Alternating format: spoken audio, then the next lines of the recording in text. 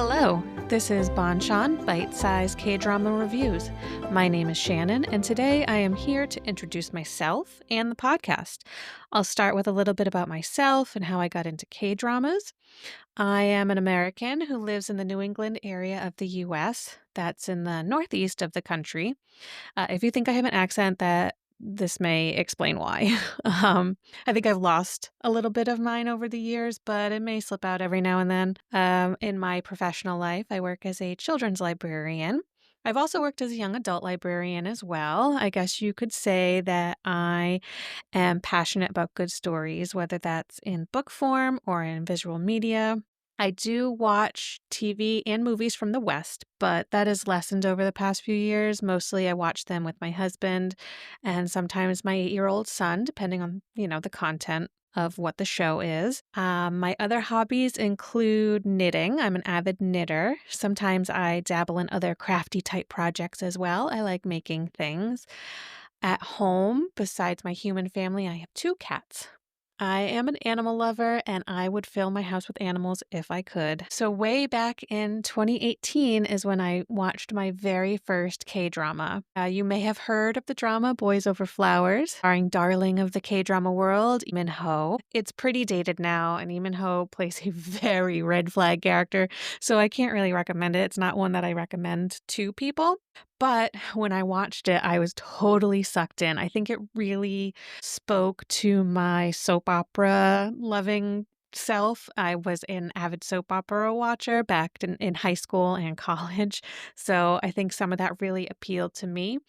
Um, but the drama hooked me, and I was definitely interested in watching more K dramas. So I followed up my first drama with The Heirs, sometimes called The Inheritors. I think Netflix has it listed as The Inheritors because I was like fully on the Lee Min Ho bandwagon. Back then, there wasn't much K content out there on Netflix, and I didn't want to pay for Viki.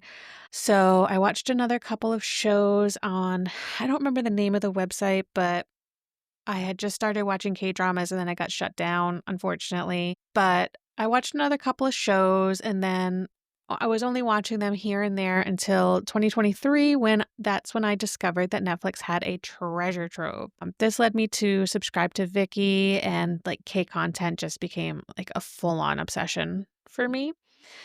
So I want to give a little bit more of an introduction to myself by looking at some of my top 5 K dramas. I'm a big data nerd. Like, I love a spreadsheet that keeps track of information for me. So I actually have a spreadsheet where I keep track of what I'm watching. I give it ratings.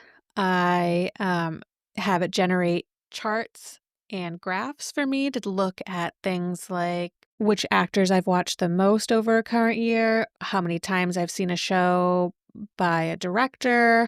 It generates things like which original channel have I watched most dramas from that year, tropes, character types, things like that. It tracks if I've dropped a drama as well. And in that spreadsheet, I also have a few lists of favorites. So just sometimes it's changing, sometimes I update it, but my top 10 favorites kind of generally stay the same.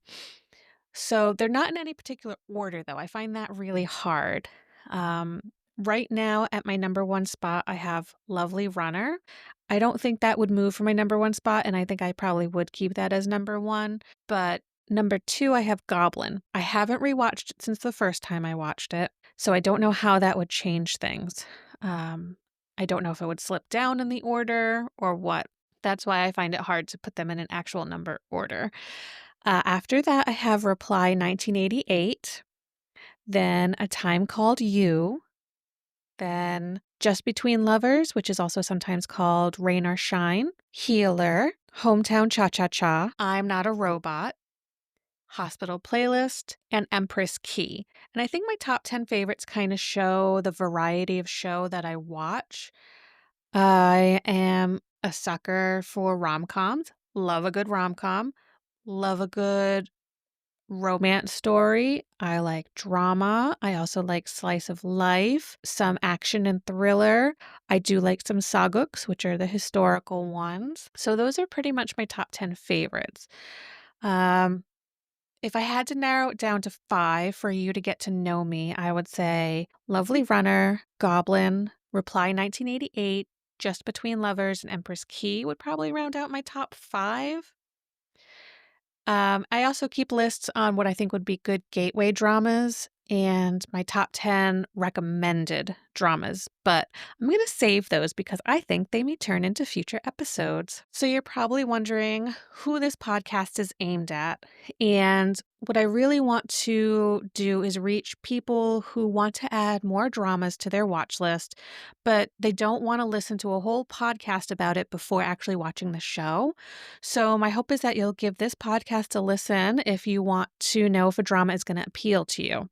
I'll do my best to avoid spoilers and stick to who the drama will appeal to, what's good about it, what's not so good about it, and some like other highlights about the drama that might appeal to people. Maybe it will have a great OST, maybe it's starring an actor you love, maybe it's starring or has an actor you didn't know was in it, and so that might turn you on to a drama.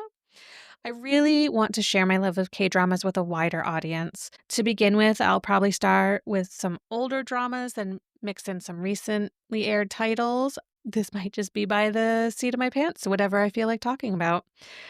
I'll aim to give some top 10 lists, like I said, and talk about other aspects of K-dramas that I love and maybe you love too.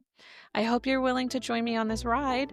I'm just getting started, so if you have some feedback for me, you can find me on Instagram at Banchan K-Drama Pod or email me at banchankdramapod@gmail.com. Thanks for listening, and I'll see you in the next episode.